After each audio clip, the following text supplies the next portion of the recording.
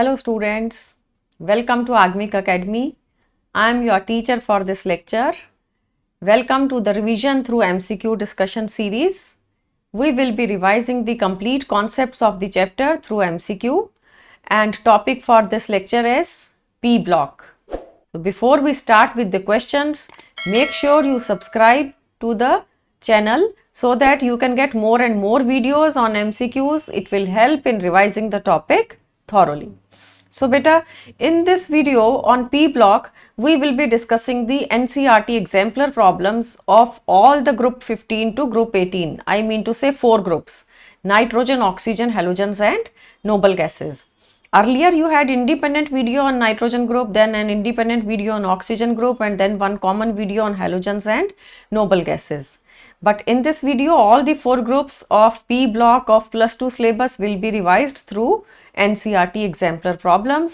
I mean to say you can get a question on nitric acid synthesis, you may get a question on sulfuric acid synthesis by contact process, or there may be a question on ammonia synthesis through Haber process, maybe some oxide of nitrogen or maybe hydride of nitrogen or some oxide of sulfur like sulfur dioxide, and it can be some allotrope of sulfur or some interhalogen compounds or maybe some noble gas compound, their structure and their hydrolysis, what type of reactions they undergo.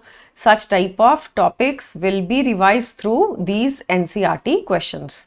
So let's start with the question. First question on the screen is, on addition of concentrated sulfuric acid to a chloride salt, colorless fumes are obtained, and if we add this sulfuric acid on iodide, then violet fumes come out. This is because question में क्या बोला गया है कि अगर chloride salt लेते हैं तो बेटा कलरलेस फ्यूम्स आती हैं जब सल्फ्यूरिक एसिड ऐड करो, और अगर आप आयोडाइड सॉल्ट लेते हो तो फिर वायलेट फ्यूम्स आती हैं. Why so? Options are sulfuric acid reduces HI to I2, or you can say HI is of violet color, or HI gets oxidized to iodine, or HI changes to HiO3. तो देखो हमें reaction लिखना पड़ेगा. जो भी question ने बोला है, पहले हम मेटल क्लोराइड लेंगे. मेटल क्लोराइड को सल्फ्यूरिक एसिड से ट्रीट करते हैं तो क्या रिएक्शन बनेगा? ये मेटल सल्फेट में कन्वर्ट हो जाएगा and you will gate HCl gas. But if it is metal iodide, then again reaction with sulfuric acid, this time it will be metal sulfate again but not HCl. अब ये HI आएगा क्योंकि metal का जो salt था वो iodide salt था. तो क्या है जो HI बना ना, HI is a very good reducing agent, keep in mind. HI is a very good reducing agent. So HI जो है ये सल्फ्यूरिक एसिड के साथ रिएक्ट करता है, तो जो रेड्यूसिंग एजेंट होता है वो खुद ऑक्सीडाइज होता है कि नहीं. एज अ रिजल्ट प्रोडक्ट में आ जाएगी I2 and sulphur dioxide and water. So iodine बन गई HI की जगह. HI के अंदर I नेगेटिव था, अब बन गया है I2 में ऑक्सीडेशन स्टेट 0 है तो इलेक्ट्रॉन का लॉस हुआ. अगर हम बैलेंस करें तो एक आयोडाइड 1 इलेक्ट्रॉन लूज करता है, 2 आयोडाइड 2 इलेक्ट्रॉन लूज करेंगे. So I negative is oxidized to I2. ये रीजन है.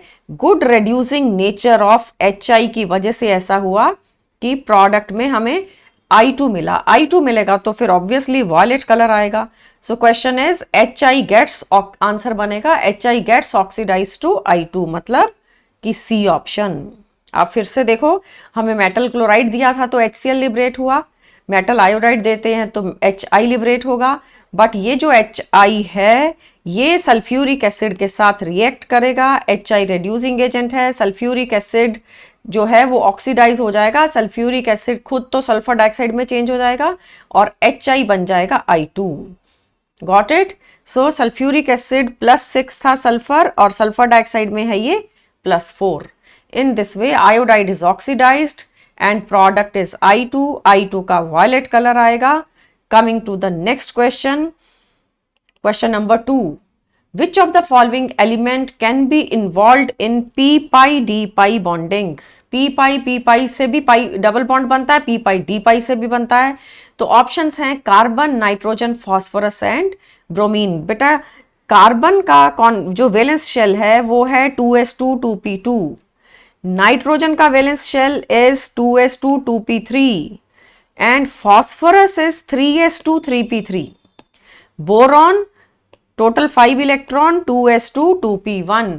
तो वैलेंस शेल सबके देखो, उसके बाद कैन आई से 3d एग्जिस्ट करता है, 3d is there and it is empty, but 2d तो एग्जिस्ट ही नहीं करता।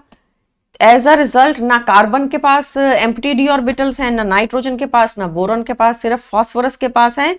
तो जैसे फॉस्फोरस ऑक्सीजन बॉन्ड बनता है ना, p डबल बॉन्ड O बनेगा, तो ये है p पाई d पाई बॉन्ड, क्योंकि फॉस्फोरस के d ऑर्बिटल्स में इलेक्ट्रॉन्स होंगे और ऑक्सीजन के p ऑर्बिटल्स में, तो p पाई d पाई डबल बॉन्ड बनेगा। एज अ रिजल्ट आपका आंसर बनता है only phosphorus can have p pi d pi bonds, neither carbon or nitrogen or boron. Got it? Coming to the next question, question number 3. Which of the following pairs of ions are isoelectronic and isostructural? Isoelectronic means same number of electrons and isostructural मतलब same structure किस किस के पास है। तो options हैं carbonate and nitrate, then you are given chlorate ion ClO3 minus and carbonate ion, then it is sulfite and nitrate or none of these। तो देखो हमारे पास ए ऑप्शन के अंदर जो है वो है कार्बोनेट। कार्बोनेट का स्ट्रक्चर, कार्बोनेट बेटा sp2 hybridised carbon and the structure is you have sp2 means trigonal planar, ये बनेगा trigonal planar structure for carbonate ion. This is trigonal planar. और इलेक्ट्रॉन्स भी काउंट करेंगे, अभी स्ट्रक्चर देख रहे हैं पहले। नाइट्रेट को चेक करते हैं, NO3 negative, you have nitrogen then oxygen in this way, ये भी ट्राइगोनल प्लेनर। यहाँ पे भी हाइब्रिडाइजेशन नाइट्रोजन का sp2 होता है, दोनों का सेम स्ट्रक्चर है। Same structure means they are isostructural. अब इलेक्ट्रॉन्स काउंट करिए फॉर कार्बोनेट, कार्बन के 6 electrons, oxygen has 8, total 3 oxygen है, 8 into 8, 8 plus 8 plus 8 and 2 negative charge के electrons, you have got total 32 electrons. And if I come to NO3 negative, nitrogen has 7, 3 oxygens will have 8 8 8 and 1 negative charge, as a result 32 again. So same number of electrons and same structure means they are isoelectronic as well as isostructural। आगे तो same match होने ही नहीं वाला। Chlorine दिया है B option में, chlorine के तो टोटल इलेक्ट्रॉन 17 है, कार्बन के 6 हैं, so there will be no match. Electrons match नहीं हुए तो स्ट्रक्चर मैच करने का कोई आइडिया ही नहीं है। Then you have C option, sulphur के 16 इलेक्ट्रॉन्स एंड नाइट्रोजन के 7 electron, that is again not going to match. As a result हमारा आंसर बनता है A option. Clear? Coming to the next question number 4. Affinity for hydrogen decreases in the group from fluorine to iodine. Which of the following halogen acids should have the highest bond dissociation enthalpy? Bond break करने में सबसे ज्यादा energy कब देना पड़ेगा, HF में या HCl या HBr या HI? तो बेटा HF is a strong bond, HF का बॉन्ड क्वाइट स्ट्रॉन्ग बॉन्ड है, हमें याद रखना है। HI has the weakest bond, weakest bond is of HI because size is not going to match. One atom is very small, one atom is very big, iodine is very big, as a result bond ठीक से नहीं बनेगा, overlap is not effective, so bond dissociation energy will be very less for HI. Bond dissociation energy is less for HI. So HI bonds break easily. HI is a good reducing agent. HI is a very good acid. कभी question reducing nature पे आता है, कभी acidity पे आता है. हमारे यहाँ इस बारी तो question direct bond dissociation energy पे आया है और हमसे क्या पूछा जा रहा है कि हाईएस्ट बॉन्ड डिसोसिएशन एनर्जी किसका है. तो हाईएस्ट बेटा HF का है. स्ट्रॉन्ग बॉन्ड है ना HF का. सो बॉन्ड डिसोसिएशन एनर्जी का ऑर्डर बनेगा HF greater than HCl, then HBr and then it is HI. तो आपका आंसर बनता है strong bond means A option. HF has a strong bond. Clear? Coming to the next question now. You are given bond dissociation enthalpy of EH bond. E is some element. उसका bond dissociation enthalpy हमें given है and questions is asking which of the following compound will be the strongest reducing agent. reducing agent निकालना है. आपको options दिए हैं ammonia, PH3, ASH3 and antimony hydride और सबके bond dissociation energy बता दिए गए हैं.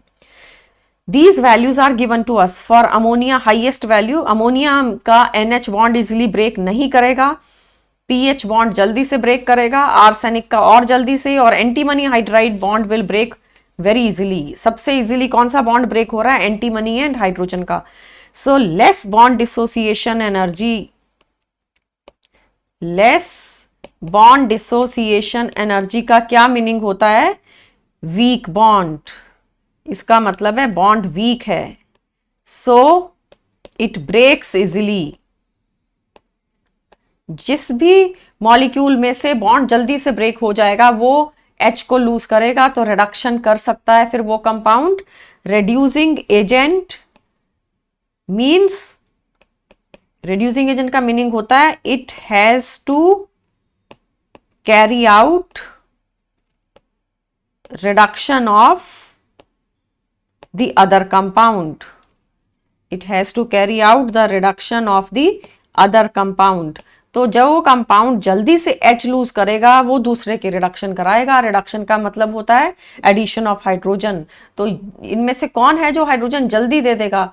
It is antimony hydride, because antimony का H के साथ बॉन्ड वीक बॉन्ड है. So weak bond means it will break easily. As a result आपका आंसर बनता है एंटीमनी हाइड्राइड, मतलब डी ऑप्शन. राइट? अगर बिस्मथ हाइड्राइड दिया होता तो वो और भी अच्छा रिड्यूसिंग एजेंट होता. जो बॉन्ड जल्दी ब्रेक करेगा वो मेटल हाइड्राइड्स में MH बॉन्ड अगर जल्दी से ब्रेक करेगा तो it is a good reducing agent.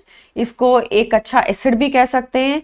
और इसका कभी कभी डायरेक्ट क्वेश्चन आता है बॉन्ड डिसोसिएशन एनर्जी पे. तो बॉन्ड डिसोसिएशन एनर्जी इस क्वेश्चन में बाय चांस गिवन है, बहुत बार तो नहीं दी जाती हैं. तो हमें खुद से याद रखना है कि जो बॉटम मेंबर हैं उनके साथ बॉन्ड वीक बनता है. जैसे HI बॉन्ड वीक था, ऐसे बिस्मथ और हाइड्रोजन का बॉन्ड वीक है. इस क्वेश्चन में बाय चांस बिस्मथ नहीं दिया तो बिस्मथ से ऊपर एंटीमनी है. ये सब नाइट्रोजन ग्रुप के मेंबर्स हैं. नाइट्रोजन, फॉस्फोरस, आर्सेनिक, एंटीमनी और फिर लास्ट में आता है bismuth. Is it okay? Clear to everyone? Coming to the next question, question number 6 बेटा. On heating lead nitrate, it forms oxides of nitrogen and lead. कौन कौन से ऑक्साइड्स बनेंगे जब आप लेड नाइट्रेट को हीट करोगे? क्या N2O बनता है या NO2 बनता है या फिर NO बनता है? ये हमें मेंशन करना है. हम पहले रिएक्शन लिखेंगे. ऑक्साइड के अंदर हमने पढ़े थे nitrogen oxide preparation, very important. lead nitrate is given to us and if we heat it we will get PbO plus NO2 plus half O2. इस तरीके से आपका रिएक्शन बनता है. ये हम बैलेंस कर देते हैं. 2 मोल ऑफ NO2 आएगा. Let me right NO2 clearly. NO2 चाहिए ना. सो NO2 इज द प्रोडक्ट. कौन कौन से ऑक्साइड्स आ गए? एक तो लेड का और एक नाइट्रोजन का. नाइट्रोजन का कौन सा ऑक्साइड आ रहा है? NO2. आपका आंसर क्या बना? B option. बी में NO2 लिखा है और PbO लिखा है. PbO2 नहीं बनाना बेटा, PbO बनता है. ये ऑक्साइड्स ऑफ नाइट्रोजन में इंपॉर्टेंट रिएक्शन था. नाइट्रोजन ऑक्साइड्स हमने 5 या 6 करे थे. एक टेबल बना के लर्न करने को बोला था. That is very important. Question काफी बार आता है on the oxides of nitrogen. Right? Let's come to the next question now. Next question number 7. Maximum covalency of nitrogen is, कितने कोवलेंट बॉन्ड नाइट्रोजन बना सकता है ये बताना है। क्या 3 बनेंगे या 5 या 4 और 6? नाइट्रोजन कभी भी बेटा 5 बॉन्ड नहीं बनाता, 3 तो बनाता ही है, बट मैक्सिमम 4 बना सकता है। ये देखो, ये नाइट्रोजन का कॉन्फ़िगरेशन है, 7 electrons total, 1s2 2s2 and 2p3। 2p3 के अंदर आपके पास तीनों के तीनों हाफ फिल्ड है ना, 3 इलेक्ट्रॉन इस तरह से एडजस्ट हो गए 2p के, ये इलेक्ट्रॉन्स हैं 2s के। फिर क्या होगा कि बॉन्ड अब हाफ फिल्ड सबशेल ही बनाएगा, तो 3 बॉन्ड तो हमें दिख रहा है कि नाइट्रोजन 3 बॉन्ड बना सकता है।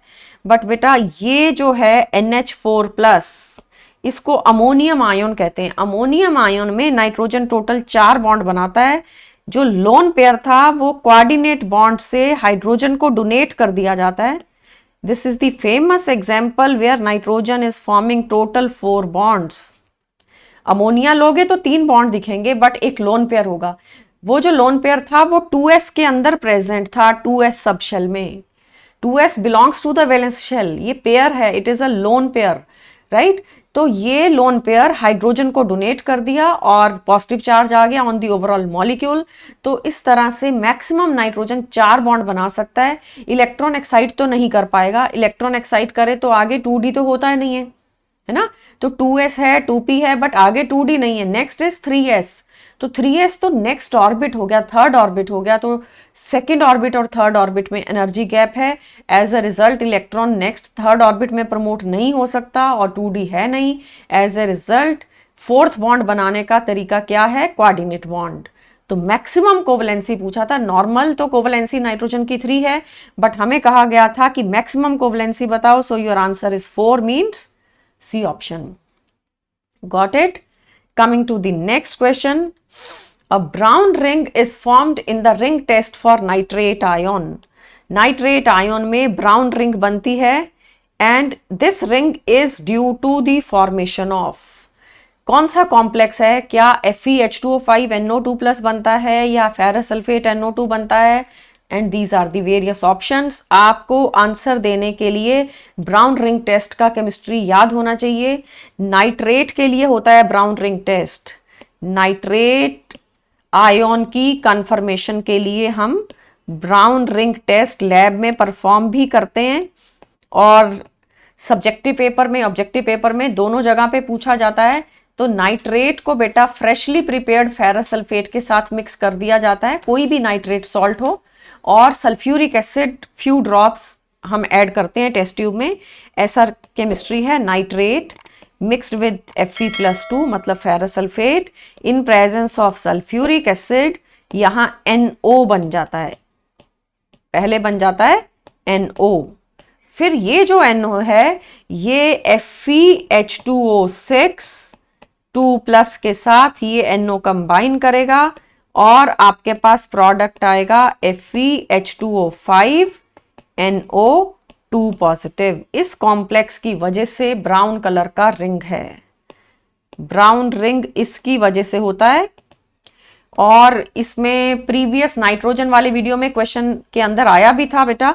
यहाँ पे याद रखने की बात है कि यहाँ नाइट्रोजन जो NO है उसका ऑक्सीडेशन स्टेट +1 है, ये NO 0 नहीं है, ये NO +1 है। और यहाँ पे Fe+2 नहीं है। Fe का oxidation state brown ring test में +1 होता है, याद रखिए, डायरेक्ट क्वेश्चन आता है। जब जब NO ऑड नंबर में आएगा कॉम्प्लेक्स के अंदर, जैसे एक ही NO है, ऑड नंबर में आएगा, तब तब वो NO नहीं होता, वो NO+ होता है। NO+ का नाम नाइट्रोसोनियम आयन, राइट। तो क्वेश्चन ने क्या पूछा था कि कॉम्प्लेक्स बताओ कौन सा बना। हमारा कॉम्प्लेक्स देखो इधर, FeH2O5NO2+ बन गया। NO2+ में टोटल +2 चार्ज किस किस वजह से आ रहा है? 1 यूनिट Fe का और 1 यूनिट NO का। एज अ रिजल्ट आपका आंसर बनता है ये complex which is written in A option. C option भी सिमिलर है C में, बट बी केयरफुल, NO तो दे दिया बट वाटर 4 लिख दिया है, 4 नहीं 5 चाहिए, क्योंकि कॉम्प्लेक्स तो ऑक्टाहेड्रल बनेगा। ऑक्टाहेड्रल कॉम्प्लेक्स 6 लिगेंड से बनता है। FeH2O5 5 वाटर और 1 NO, इस तरह से ऑक्टाहेड्रल स्ट्रक्चर बनेगा। आपका आंसर है option A। Coming to the next question number 9 now. On heating ammonium dichromate and barium azide, कौन कौन से दो कंपाउंड को हीट करने को बोला है? एक तो बेरियम एजाइड और दूसरा ammonium dichromate, and they are heated separately, we get which gas? क्या N2 मिलती है इन बोथ केसेस, और you get N2 with ammonium dichromate और NO? सी ऑप्शन में लिखा है N2O, एंड पहले N2O और फिर N2।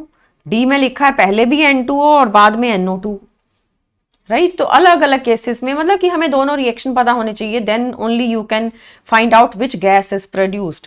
You are given ammonium dichromate NH4 twice Cr2O7, ये आपको नाइट्रोजन के टाइम पे बताया था। इस रिएक्शन को केमिकल वॉल्केनो कहते हैं। साइंस फेयर्स में जब वॉल्केनो दिखाना होता है तो हम अमोनियम डाइक्रोमेट को हीट करते हैं, इसको हीट करके N2 गैस निकलेगी, Cr2O3 का ग्रीन कलर का ऐश होता है, एंड वाटर, ये जो वाटर है ये स्टीम की फॉर्म में है, this is green ash and N2 gas will come out. तो अमोनियम डाइक्रोमेट को हीट करने से याद रखने की बात है कि N2 लिबरेट होती है, ना कि अमोनिया। और दूसरा क्वेश्चन में बोला था बेरियम एजाइड को हीट करो, barium azide is BaN3 twice, ठीक है? तो N3 नेगेटिव जो होता है बेटा, ये एजाइड आयन का फॉर्मूला है। बेरियम के ऊपर +2 चार्ज, एजाइड के ऊपर -1 चार्ज, और जब आप इसको हीट करोगे तो ये भी N2 लूज करेगा, you will gate barium and N2। तो N2 गैस कब कब लिबरेट होती है? जब जब आप डाइक्रोमेट को हीट कर दो या फिर एजाइड सॉल्ट को हीट कर दो तो N2 आती है। हमारा आंसर क्या बनेगा? N2 will come in both the cases. कहीं भी इनमें से NO नहीं आएगी, कहीं पे भी दूसरा N2O भी नहीं आएगा। आंसर है N2 is liberated. Is it clear? Coming to the next question, this question was important for the preparation of N2। Next है, in the preparation of nitric acid we get NO gas by catalytic oxidation of ammonia। जब आप HNO3 prepare करते हो through Ostwald process तो NO gas liberate होती है, क्योंकि हम अमोनिया की ऑक्सीडेशन कर देते हैं। ये क्वेश्चन ने हमें बता दिया कि NO गैस लिबरेट होगी। The moles of NO produced by oxidation of 2 moles of ammonia will be. अगर 2 मोल अमोनिया को हम ऑक्सीडाइज करते हैं, अमोनिया प्लस O2 लेते हैं, तो प्रोडक्ट आता है NO प्लस वाटर। अब हमें बैलेंस करने को बोला है, ये बोला है कि इसके 2 मोल ले लो अमोनिया के, अमोनिया के 2 मोल लेंगे बेटा तो ये भी 2 मोल्स ही लिबरेट होगा, क्योंकि बैलेंसिंग में यहाँ 3 आ रहा है, ऑक्सीजन के एटम राइट साइड पे 5 हैं, तो ये बन गया 5/2। एज अ रिजल्ट आपको 2 मोल NO मिल रहा है और प्लेटिनम की प्रेजेंस में रिएक्शन होता है। ये नाइट्रिक एसिड सिंथेसिस का पहला स्टेप है। नाइट्रिक एसिड बनाने के लिए स्टार्टिंग मटेरियल अमोनिया होता है, सबसे पहले उसको प्लेटिनम की प्रेजेंस में ऑक्सीडाइज किया जाता है, NO गैस लिबरेट होती है, और फिर फर्दर अगर रिएक्शंस लिखने हैं नाइट्रिक एसिड के लिए तो NO को फिर ऑक्सीडाइज करके NO2 में कन्वर्ट किया जाता है, फिर NO2 plus water, NO2 plus water से हमें HNO3 मिल जाता है। As a result nitric acid synthesis इस तरीके से कंप्लीट होता है। बट हमारा क्वेश्चन ये था कि 2 मोल अमोनिया से कितने मोल NO लिबरेट होगा? Your answer is 2 moles. 2 moles will be obtained. ये reaction 2 mole ammonia will result into 2 mole of NO। Got it? Coming to the next question, question number 11. Which of the following is not tetrahedral in shape? Not tetrahedral ढूंढना है। कोई compound हमें nitrogen का दे रखा है, कोई sulphur का और कोई सिलिकॉन का। NH4 plus first compound NH4 plus, ये तो बेटा sp3 हाइब्रिडाइज्ड नाइट्रोजन है, फॉर्मूले से कंफर्म भी हो सकता है, और इसके अंदर एक कोऑर्डिनेट बॉन्ड और 3 regular covalent bond. Nitrogen is attach to 4 hydrogens and net positive charge, ammonium ion इसका नाम है, और टेट्राहेड्रल। sp3 है तो टेट्राहेड्रल आएगा, क्योंकि लोन पेयर कोई भी नहीं। SiCl4, this is again sp3। Silicon हमारे पीरियोडिक टेबल के कार्बन ग्रुप को बिलोंग करता है। कार्बन मींस वैलेंस शेल के अंदर 4 इलेक्ट्रॉन, तो sp3 आ जाएगा। ये भी आप रेगुलर टेट्राहेड्रन शो करोगे। No lone pair, regular geometry, SiCl4। फिर नंबर 3 पे क्या है, SF4 और फिर सल्फेट। ठीक है, SF4 देखिए, SF4 में हाइब्रिडाइजेशन कैलकुलेट करने से sp3d आएगी। वेरी इंपॉर्टेंट मॉलिक्यूल, ऑक्सीजन और सल्फर ग्रुप के अंदर हमारे पी ब्लॉक के सिलेबस में है, बट इसमें एक लोन पेयर आएगा। एक लोन पेयर को आप इक्विटोरियल पोजीशन पे लगाओगे, 2 एक्सियल पे फ्लोरीन और 2 इक्विटोरियल पे भी fluorine. This is called as seesaw. ठीक है, तो ये बेटा हाइब्रिडाइजेशन से ही दिख रहा था कि ये टेट्राहेड्रन नहीं बनेगा। ट्राइगोनल बाइपिरामिडल में एक लोन पेयर आया, सीसॉ के जैसा दिखता है। Next is sulphate, SO4 2 negative. This is again from oxygen family. Sulphate में सल्फर sp3 हाइब्रिडाइज्ड है। Central atom is sulphur and we have oxygen. Tetrahedron बनाना है, इसको भी 4 ऑक्सीजन हैं। इस तरीके से ये मैंने 2 ऑक्सीजन पे नेगेटिव चार्ज दिखा दिया, बट अदरवाइज रेजोनेंस के बाद तो नेगेटिव चार्ज पूरे मॉलिक्यूल पे स्प्रेड हो जाएगा। तो ये भी टेट्राहेड्रन है। एज अ रिजल्ट हम लिख देते हैं यहां, this is also tetrahedral structure. Question ने कहा था विच of the following compound is not tetrahedral, answer है SF4। SF4 में इमीडिएटली अगर आप बिना कैलकुलेट करे, हाइब्रिडाइजेशन कैलकुलेट नहीं किया, ज्योमेट्री ड्रॉ नहीं किया, तो आपको लगेगा सल्फर पे 4 एटम लगे हैं तो हम sp3 बोल सकते हैं by mistake. Be very careful, आपको हाइब्रिडाइजेशन कैलकुलेट करनी है और वो sp3 नहीं आएगी, sp3d आएगी। सो you have to calculate the hybridization and draw the geometry for all the 4 options, then decide for the answer. Coming to the next now, question number 12. We are given hot concentrated sulfuric acid acts as a moderately strong oxidizing agent. ठीक है, sulphuric acid एक बहुत अच्छा oxidising agent है। It oxidises both metals and non metals. Which of the following element is oxidized by sulfuric acid into 2 gaseous product? इनमें से किसके साथ sulphuric acid 2 gaseous products liberate करेगा? क्या कॉपर के साथ या फिर सल्फर और कार्बन और जिंक? देखो बेटा, ये रिएक्शन होता है सल्फ्यूरिक एसिड का। Sulphuric acid is very good oxidising agent, ये बात हमें याद रखनी है। सल्फ्यूरिक एसिड डिहाइड्रेटिंग एजेंट भी होता है और ऑक्सीडाइजिंग एजेंट भी होता है। जब हम इसका रिएक्शन करेंगे कार्बन के साथ, तो कार्बन प्लस सल्फ्यूरिक एसिड आपका प्रोडक्ट आपको मिलेगा carbon dioxide and sulphur dioxide and water. ये रिएक्शन है। तो इसकी डिटेल देखो, 2 गैसेस आती हैं कार्बन के टाइम पे। First of all we will write H2SO4। H2SO4 ना ब्रेक हो जाता है into sulphur dioxide and water and nascent oxygen. ये ऑक्सीडाइजिंग नेचर है। सल्फ्यूरिक एसिड जब ऑक्सीडाइजिंग एजेंट की तरह एक्ट करता है तो खुद वो सल्फर डाइऑक्साइड में कन्वर्ट होता है और नेसेंट ऑक्सीजन लिबरेट होती है, और कार्बन ऑक्सीजन के साथ कंबाइन करके CO2 बनाएगा। कैन आई से नेसेंट ऑक्सीजन है, 2 एटम्स आर रिक्वायर्ड। अब मुझे इन दोनों रिएक्शन को ऐड करना है, तो ऊपर वाले को 2 से मल्टीप्लाई करेंगे ताकि नेसेंट ऑक्सीजन का नंबर 2 हो जाए, और फिर आपके पास प्रोडक्ट क्या बनेगा? ये 2 ऑक्सीजन और ये 2 ऑक्सीजन लेफ्ट और राइट पे कैंसिल कर दो। You are left with H2SO4 plus carbon, product is sulphur dioxide and water and carbon dioxide, but ऊपर वाले रिएक्शन को हम 2 से मल्टीप्लाई भी कर रहे थे, तो ये डिटेल आएगी। 2 sulphuric acid and 1 carbon will give 2 sulphur dioxide, 2 water and carbon dioxide, right. तो ये जो रिएक्शन मैंने आपको पहले दिखाया था, कार्बन प्लस सल्फ्यूरिक एसिड से कौन कौन से 2 गैसेस आती हैं, एक कार्बन डाइऑक्साइड एक sulphur dioxide and side product water रहेगा, उसका डिटेल ये है। इस तरीके से रिएक्शन लर्न करना है। ये जो फर्स्ट रिएक्शन लिखा है, this reaction is showing the oxidising nature of sulphuric acid. Oxidising nature of H2SO4. Is it clear? तो हमारे पास आंसर क्या बना? सल्फर. अगर बी ऑप्शन लेंगे सल्फर से तो सिर्फ एक ही गैस निकलेगी, sulphur dioxide. Sulphuric acid sulphur को ऑक्सीडाइज करेगा, बट सल्फर डाइऑक्साइड में क्वेश्चन ने कहा दो गैसेस चाहिए. सो दो गैसेस का मतलब है आपका आंसर बनता है which option? C option. Is it clear?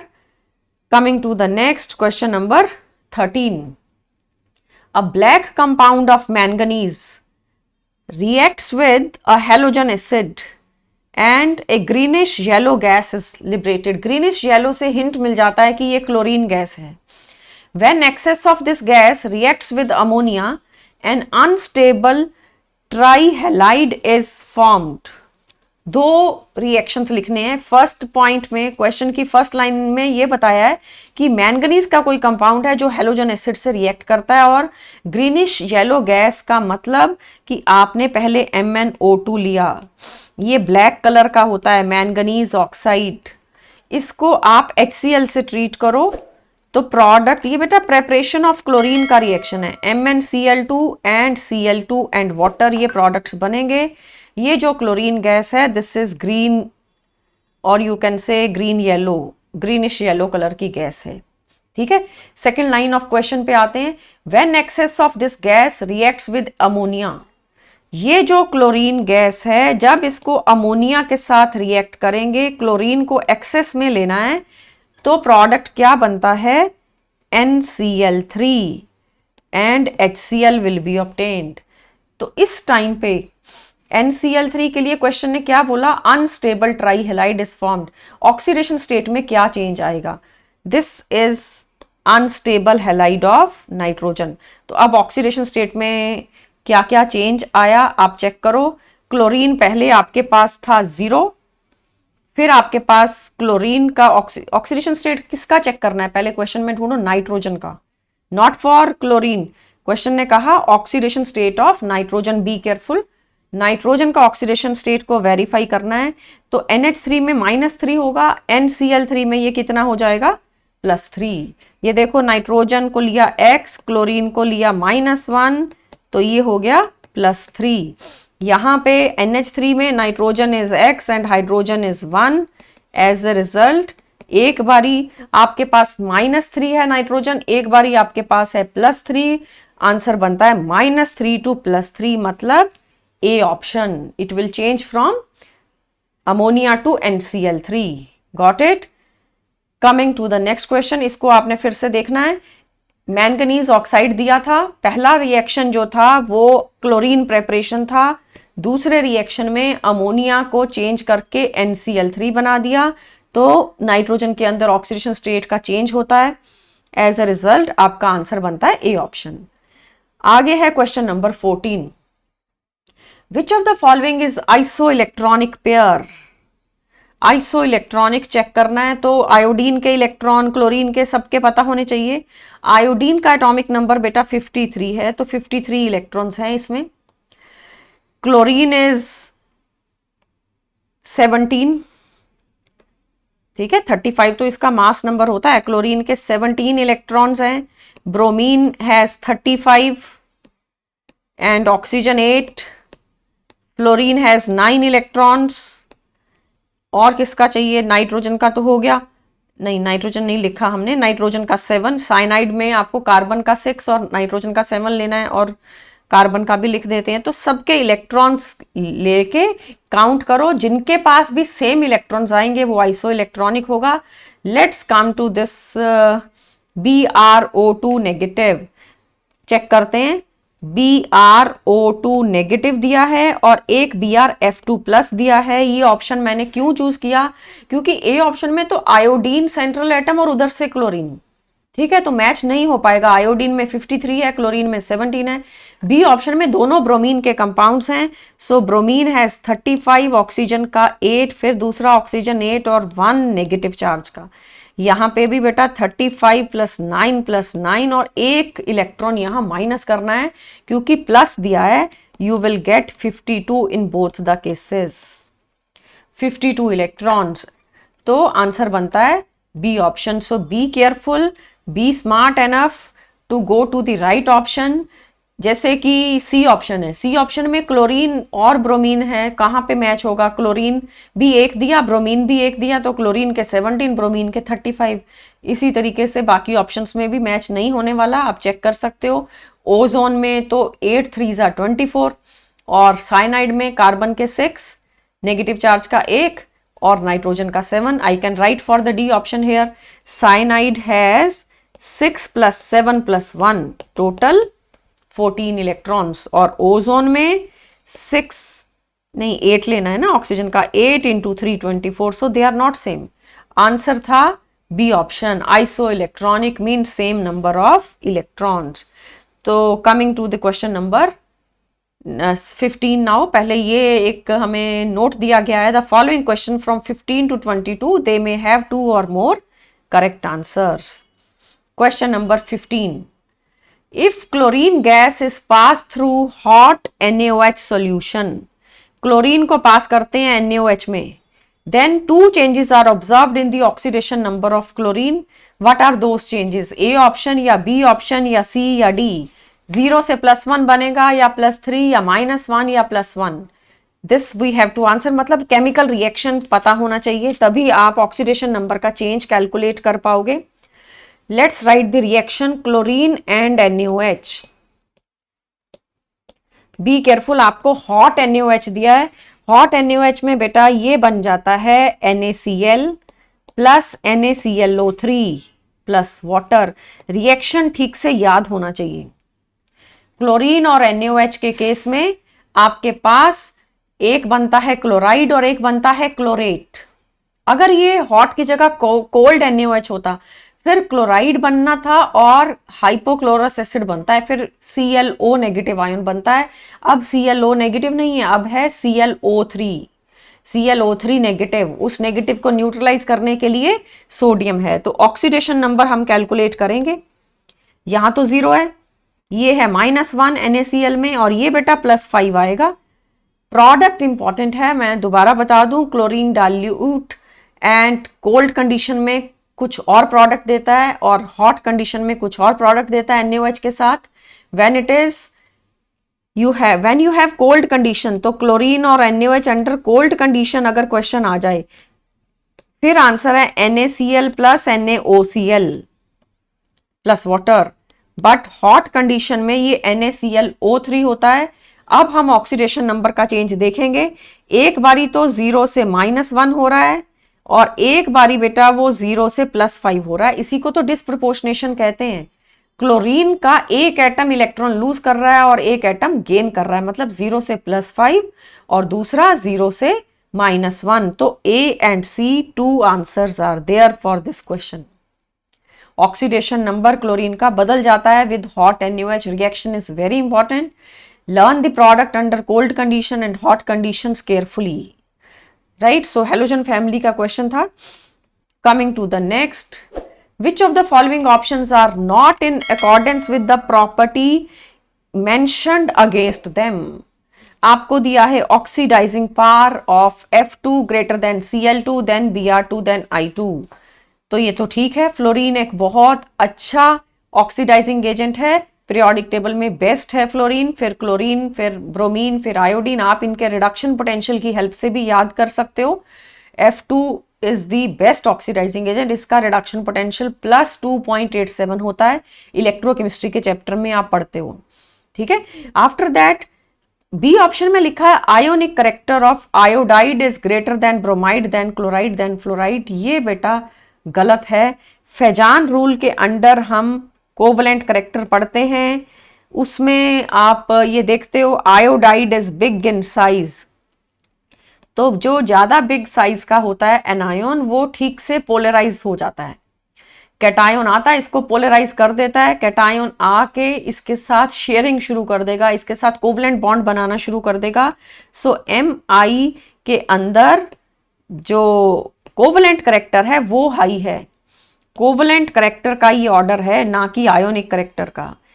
Iodides are always having higher covalent character, ठीक है। Iodide is having more polarisability, big size का है ना आयोडाइड, तो polarisability of iodide is highest, मतलब कैटायन आएगा, इसके इलेक्ट्रॉन क्लाउड को डिस्टर्ब कर देगा तो कैटायन इसके साथ बॉन्ड बनाना शुरू करता है, बॉन्ड शेयरिंग से बन रहा है यहाँ, तो कोवलेंट करेक्टर हाई होगा आयोडाइड का ऑलवेज। फ्लोराइड का आयोनिक करेक्टर हाई होता है। तो नॉट इन अकॉर्डेंस विद पूछा था ना, नॉट का मतलब एक आंसर तो आ गया, बी ऑप्शन गलत है। उसके बाद bond dissociation enthalpy of F2Cl2, ये बहुत ही इंपॉर्टेंट, इवन हेलोजन फैमिली के क्वेश्चंस में ये आया भी था बेटा। बॉन्ड डिसोसिएशन एंथैल्पी F2 की हाईएस्ट नहीं होती है। F2 के अंदर क्या सिचुएशन है, F2 means fluorine fluorine bond, fluorine fluorine means 2p overlap, 2p overlap जो है वो तो ठीक है, बट 2p का साइज बहुत छोटा है, small size of 2p subshell results into lone pair repulsions, lone pair repulsions शुरू हो जाती हैं। एज ए रिजल्ट जो बॉन्ड डिसोसिएशन एनर्जी है वो F2 की हाई नहीं है, Cl2 की हाईएस्ट है। Cl2 के बाद आता है बेटा ब्रोमीन, फिर आता है F2 और फिर आयोडीन, ठीक है, F2 एंड देन I2। ये सीक्वेंस होता है किसका, बॉन्ड डिसोसिएशन एनर्जी का। तो आपका सी ऑप्शन भी गलत था, बी और सी दोनों गलत थे। अभी हमें डी ऑप्शन चेक करना है। डी ऑप्शन में लिखा है bond strength of HI is less then HBr HCl HF, that is correct. ये पॉइंट काफी बार आ गया, बहुत जरूरी बात है कि HI हेलोजन एसिड में से स्ट्रॉन्ग एसिड है, याद रखो। HI का बॉन्ड वीक होता है इसलिए वो स्ट्रॉन्ग एसिड है, इसलिए HI बहुत अच्छा रिड्यूसिंग एजेंट है। ऑर्गेनिक रिएक्शंस में भी HI को हम रिड्यूसिंग एजेंट की तरह यूज करेंगे, 2-3 जगह हमारे सिलेबस में ही आएगा। Got it? HI is a very good reducing agent for organic reactions as well as inorganic reactions. तो आंसर में नॉट करेक्ट ढूंढना था, नॉट करेक्ट में आंसर बन रहा है B option is not correct and C is also not correct. ठीक है, coming to the next question number 18. Question 18 is which of the following statements are correct? Correct के लिए आपको फर्स्ट ऑप्शन दी है, among halogens radius ratio between iodine and fluorine is maximum. Radius of iodine और radius of fluorine को हमें compare करना है, तो ये मैक्सिमम ही तो आएगी ना, क्योंकि iodine is very big in size, fluorine is small in size. Periodic table में ये ऐसे अरेंज्ड हैं, fluorine, chlorine, bromine and iodine. जब हम ऊपर से नीचे आते हैं तो साइज इंक्रीज होता है, साइज इंक्रीज का मतलब radius will increase, radius of atom increases, for iodine it is maximum. तो ए ऑप्शन तो करेक्ट है। Coming to the B option, B में लिखा है living FF bond, all the halogens have weaker XX bond than XX prime bond in interhalogens।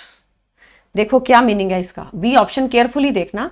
इसने बोला जब inter halogen compounds बनेंगे, ठीक है, इंटर हेलोजन कंपाउंड में इसने कहा कि दो अलग अलग हेलोजेंस ले लो, एक X और एक X प्राइम, जैसे कि CLF बॉन्ड। CLF बॉन्ड बेटा ये बॉन्ड वीक बॉन्ड होगा, it is weak bond then CL bond. दो सेम हेलोजेंस का बॉन्ड स्ट्रांग होता है और दो डिफरेंट हेलोजेंस का बॉन्ड जो होता है वो वीक होता है। तो इसने ये लिखा है ऑल हेलोजेंस है वीकर XX बॉन्ड। XX मतलब क्लोरीन क्लोरीन का बॉन्ड वीक है और क्लोरीन फ्लोरीन का बॉन्ड स्ट्रांग है, ऐसा बोला है, तो ये तो गलत हो गया। दोबारा सुनिए, इंटर हेलोजन कंपाउंड्स में XX prime bond is weaker then XX bond, ठीक है। प्योर हेलोजन में सेम टाइप ऑफ हेलोजन में स्ट्रॉन्ग बॉन्ड बनता है, क्योंकि क्लोरीन क्लोरीन में जो बॉन्ड है वो 3p है। अगर क्लोरीन का ब्रोमीन से बॉन्ड बनना है तो 3p का 4p से ओवरलैप होगा, तो वो इफेक्टिव नहीं होगा।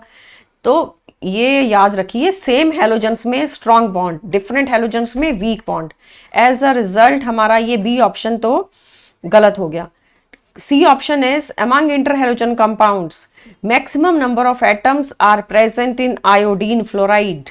आयोडीन फ्लोराइड का क्या फॉर्मूला है? IF7. Iodine fluoride is IF7. तो maximum number of atoms are there. Iodine क्योंकि बिग साइज्ड है तो it can surround it, more number of fluorine can surround it. अगर आप Br का कोई इंटरहेलोजन कंपाउंड देखोगे तो Br के अराउंड 5 फ्लोरीन्स आती हैं, क्लोरीन के अराउंड 3 फ्लोरीन्स आती हैं. ठीक है, तो जितना सेंट्रल एटम बड़ा होगा उतने सराउंडिंग एटम ज्यादा होंगे. तो IF7 is having maximum number of atoms. 8 atom हो गए ना IF7 में, एक आयोडीन का और 7 फ्लोरीन के. नेक्स्ट लिखा है interhalogen compounds are more reactive than halogens. That is also true. अभी अभी हमने बोला था इंटरहेलोजन के अंदर दो डिफरेंट हेलोजन्स का बॉन्ड बनेगा तो वो बॉन्ड उतना स्ट्रांग नहीं है तो वो ज्यादा रिएक्टिव है, जल्दी से वो बॉन्ड ब्रेक होता है. So interhalogen compounds are more reactive than halogen compounds. So correct options कौन कौन सी बनी? A, C and D. B is not correct. B के अंदर तो लिख दिया था कि डिफरेंट हेलोजन्स का जो बॉन्ड है वो ज्यादा स्ट्रांग है. That is wrong. Correct. Coming to the next question number 18. Which of the following are correct for sulphur dioxide?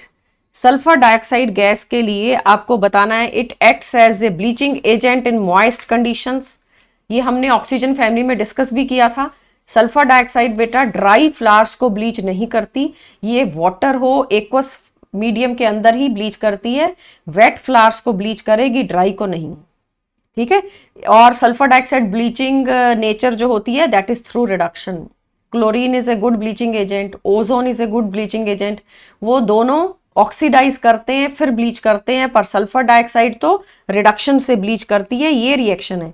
Sulphur dioxide plus water जब मिलेंगे तो H2SO3 बनेगा और नेसेंट हाइड्रोजन निकलेगी. नेसेंट हाइड्रोजन मतलब रिडक्शन होगी.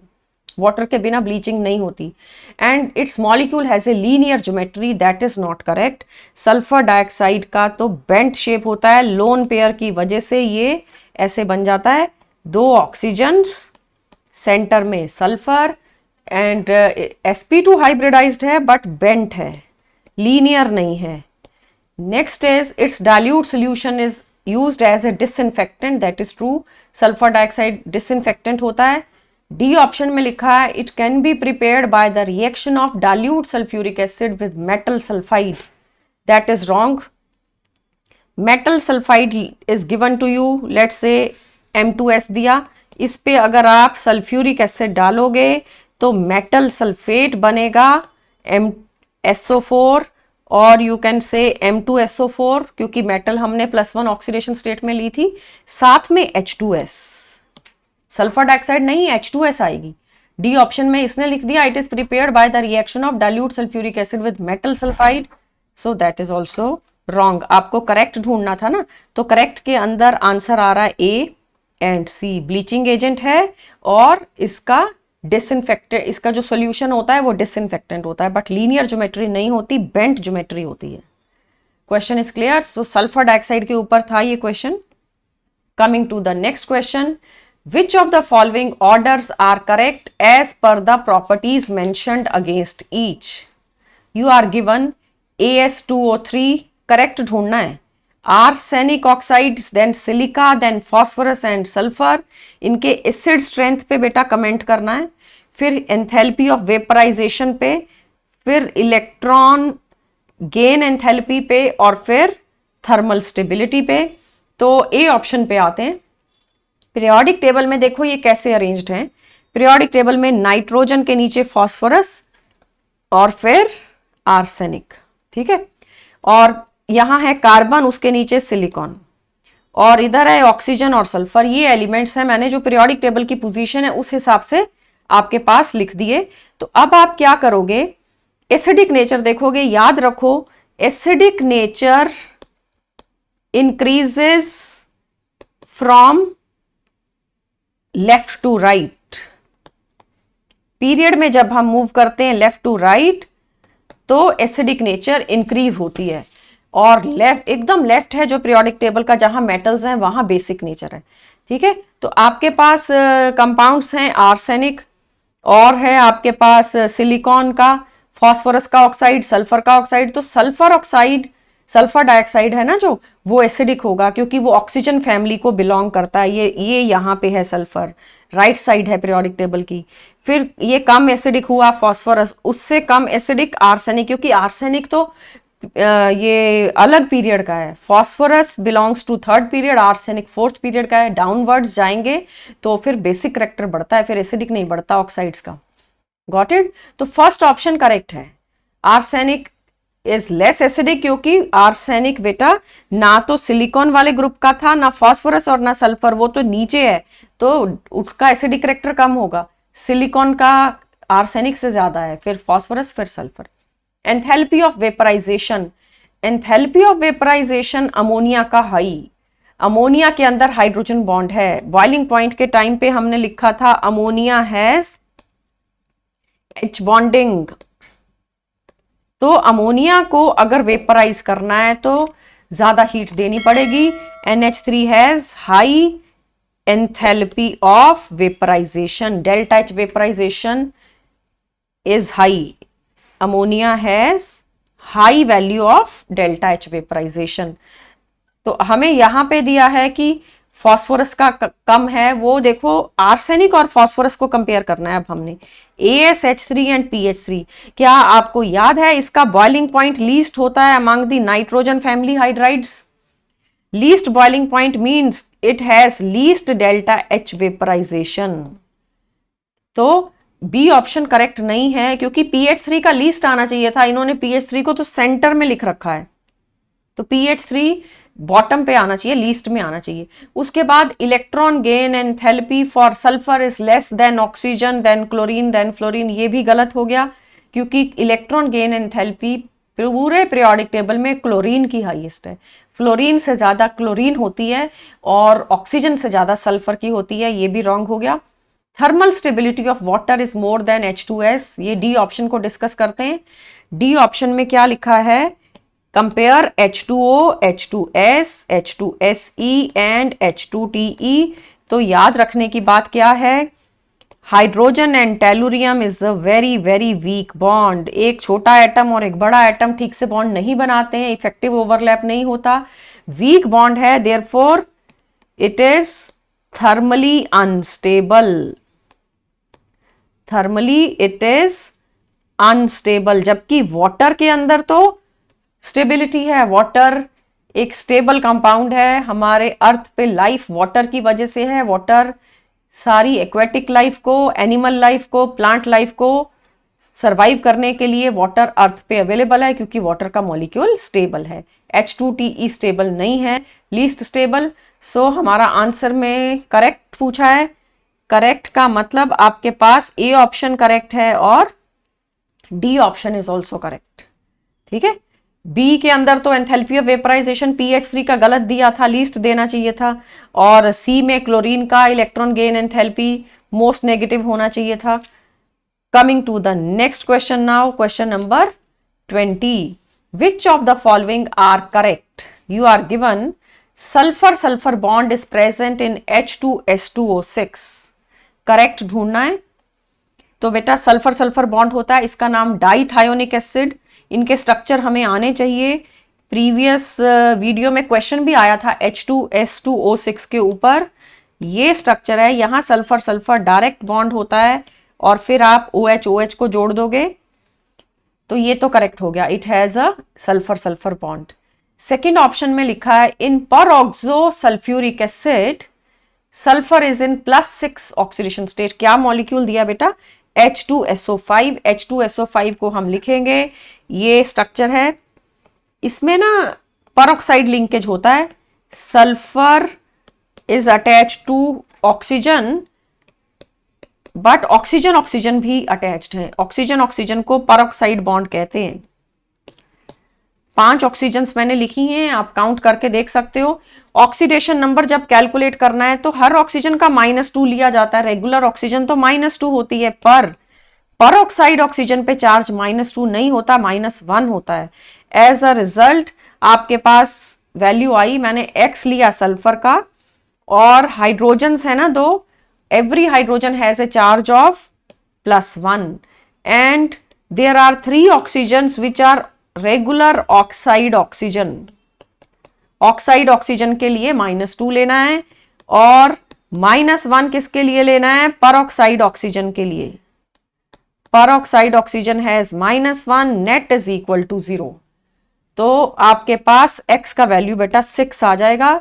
ये कैरोस एसिड भी बोलते हैं इसको, पर ऑक्सो मोनोसल्फ्यूरिक एसिड भी कहते हैं। Oxidation state of sulphur is +6, that is true. काफी इंपॉर्टेंट है ये, डायरेक्ट ऑक्सीडेशन स्टेट पूछ लेते हैं। सी ऑप्शन है iron powder along with Al2O3 and K2O is used as catalyst in the synthesis of ammonia by Haber process। ये गलत है। हेबर प्रोसेस में कैटालिस्ट सिर्फ आयरन होता है, ना कि Al2O3 या K2O। ठीक है, आगे है change in enthalpy is positive for formation of sulphur dioxide.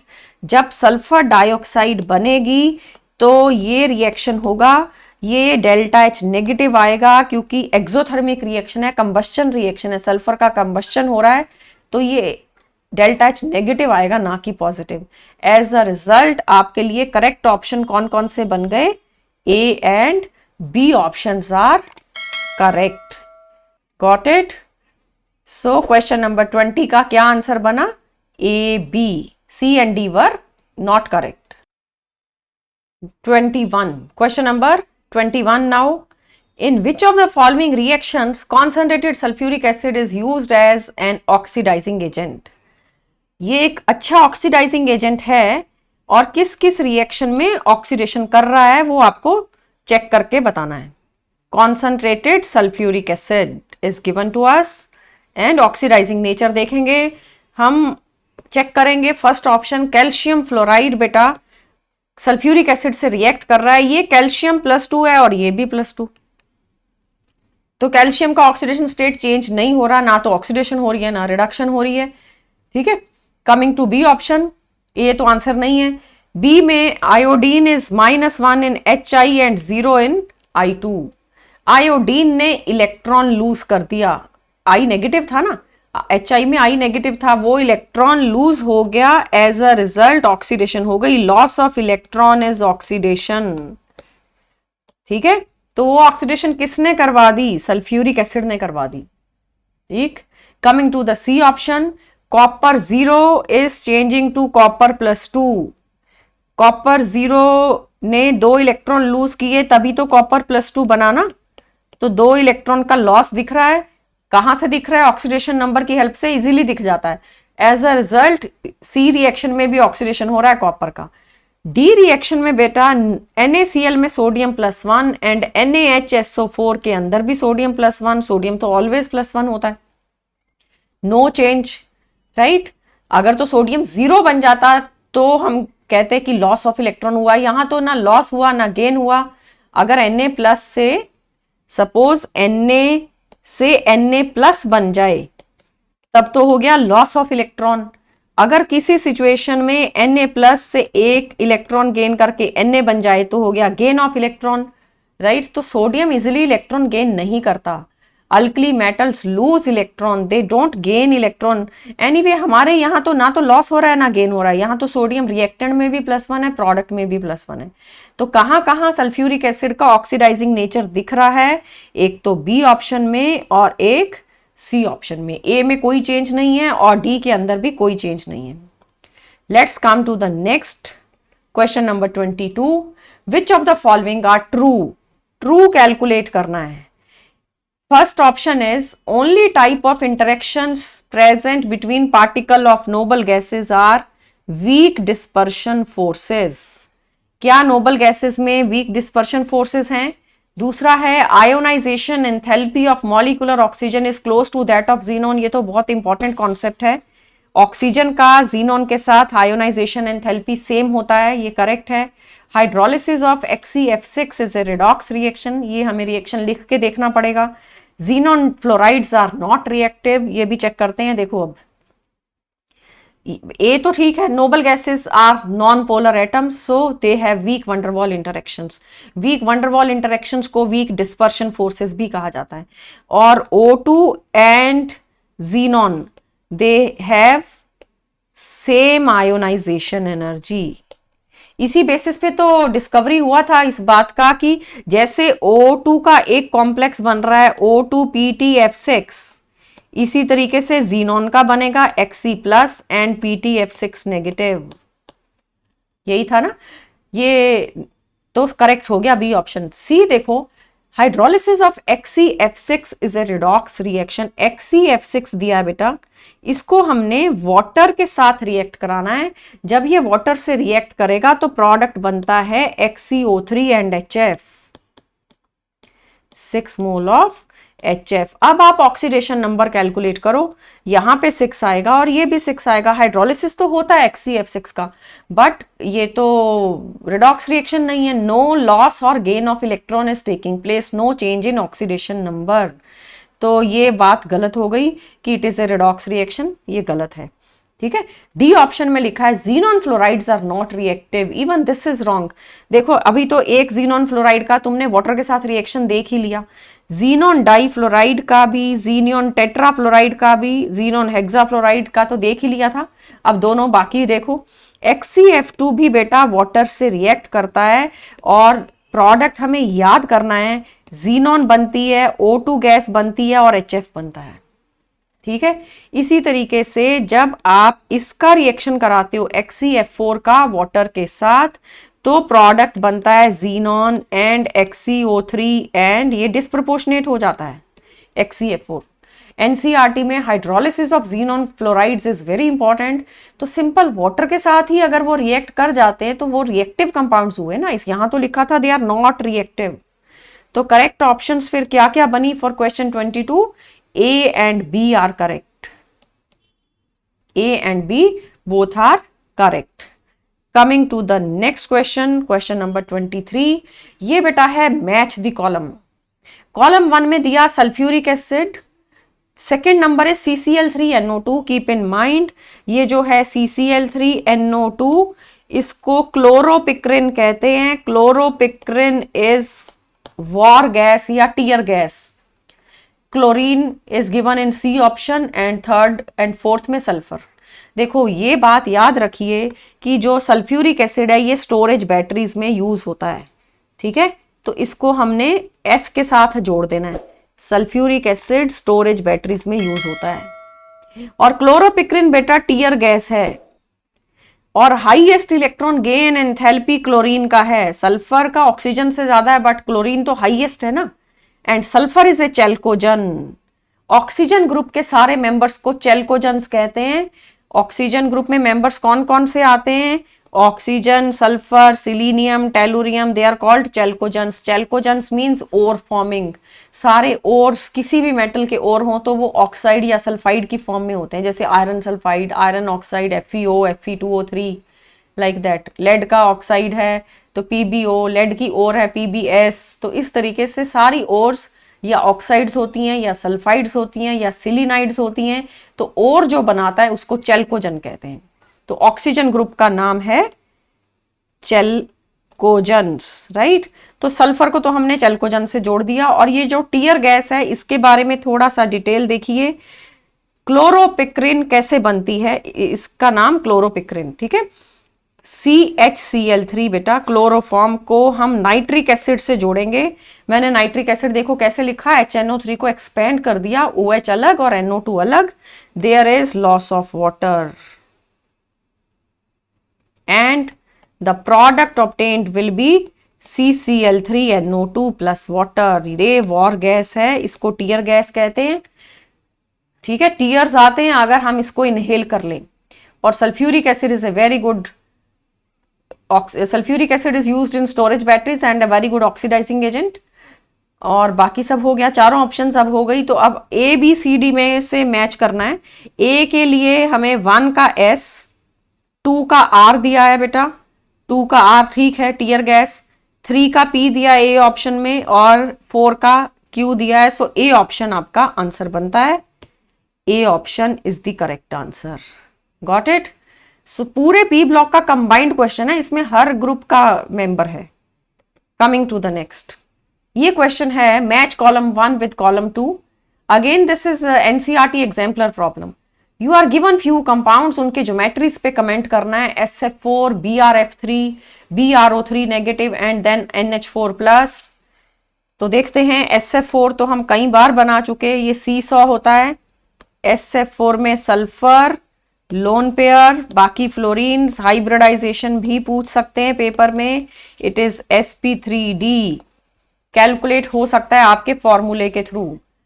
BrF3 दिया next number. BrF3 is an inter halogen compound. जैसे ClF3 बनता है वैसे BrF3. तो ये ना सेंटर में रखो ब्रोमीन, और उसके बाद हम इसको थोड़ा बेंट करेंगे फ्लोरीन को, क्योंकि लोन पेयर रिपेल कर देता है, तो फ्लोरीन लोन पेयर से दूर जाएगी. 2 लोन पेयर हैं और 3 आपके पास फ्लोरीन है. This is called as hybridisation. ये भी sp3d है, लोन पेयर 2 हैं, bent T shaped. It is bent T shaped. फिर अगला मॉलिक्यूल क्या था क्वेश्चन में? BrO3 negative. ये बेटा चेक करते हैं. BrO3 negative. आप हाइब्रिडाइजेशन कैलकुलेट करिए. यहां से 7 इलेक्ट्रॉन्स लिए मैंने ब्रोमीन के. मोनोवेलेंट एटम कोई भी नहीं है, नेगेटिव चार्ज की वजह से 1 ऐड किया, 4 आने से sp3. बट sp3 से टेट्राहेड्रल तो तभी बनेगा ना अगर 4 सराउंडिंग एटम हो. यहाँ 3 एटम है, 1 लोन पेयर. सो पिरामिडल अमोनिया जैसा shape. But keep in mind, oxygen single bond नहीं बनाती है, ऑक्सीजन डबल बॉन्ड बनाएगी. एंड नेगेटिव चार्ज है, तो रेजोनेंस के बाद वो नेगेटिव चार्ज आप शो करोगे पूरे मॉलिक्यूल के ऊपर, राइट? तो ये तो पिरामिडल हो गया. BrO3 negative is pyramidal in shape. We can mention here. Next molecule हमें क्या गिवन है? NH4 plus. This is tetrahedral. Ammonium ion बेटा टेट्राहीड्रल होता है. Hybridisation sp3. N is attached with 4 hydrogens and 3 hydrogens are through covalent bond, 4 is through coordinate bond, net positive charge. तो let's come to the options now. हमारे answers क्या क्या बनेंगे? SF4 को तो आप जोड़ दो सीसॉ के साथ, और BrF3 is bent T shaped. Ammonium ion tetrahedral, और ये पिरामिडल. अब देखो 1 का आना चाहिए R, 2 का आना चाहिए S. 1 का R, 2 का S, 3 का हमें आंसर होना चाहिए Q क्योंकि पिरामिडल है. फिर आएगा tetrahedral. You are getting answer B option. Got it? Last question now. Match the items of column 1 and column 2 and mark the correct option. First is, its partial hydrolysis does not change oxidation state of the central atom. किसके partial hydrolysis से central atom का oxidation state change नहीं होता?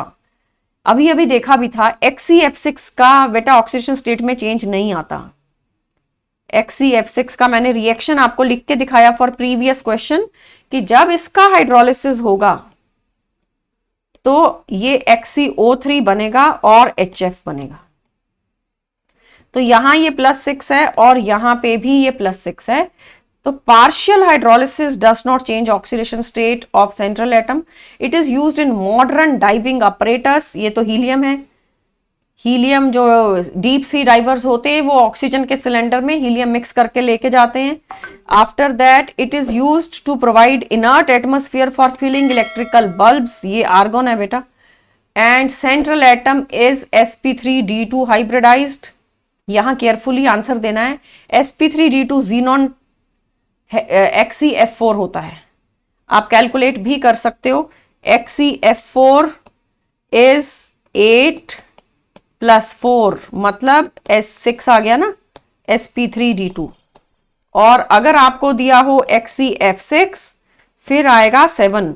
8 + 6 14 का आधा 7 sp3d3. ठीक है. तो हमारा आंसर यहां क्या बनेगा? देखो C के लिए, C ऑप्शन को देखो, 1 is given to be Q and 2 is given P. 2 का P तो ठीक हो गया ना, 2 का P और 3 का दिया है S. That is correct. Argon is used in bulbs. Electrical bulbs में आर्गन होता है. उसके बाद 4 का sp3d2 मतलब 4 का r। Answer is C option. C is your answer, right. तो आपके पास क्या क्या आंसर्स बन रहे हैं? हीलियम के लिए डीप सी डाइविंग अपरेटस में, sp3d2 में आपने XeF4 लेना है। Inert atmosphere for bulbs is given by argon. So C option आपका आंसर। ये पूरा डिटेल था हमारा पी ब्लॉक के ऊपर डिस्कशन थी, हमने एनसीईआरटी एग्जाम्पलर क्वेश्चंस भी करे। सो अब आप फुल चैप्टर रिवाइज करिए, ऑल द 4 ग्रुप्स। और मेजर चैप्टर है इनऑर्गेनिक में, सबसे लेंथी चैप्टर बेटा पी ब्लॉक है, मैक्सिमम नंबर का चैप्टर यही है, 10 मार्क्स का चैप्टर है, क्योंकि इस चैप्टर के खुद के 4 पार्ट्स हैं, right. So that is all about the chapter. Hope you are enjoying the benefits of our videos, our lectures. Thank you and bye bye. See you in the next video.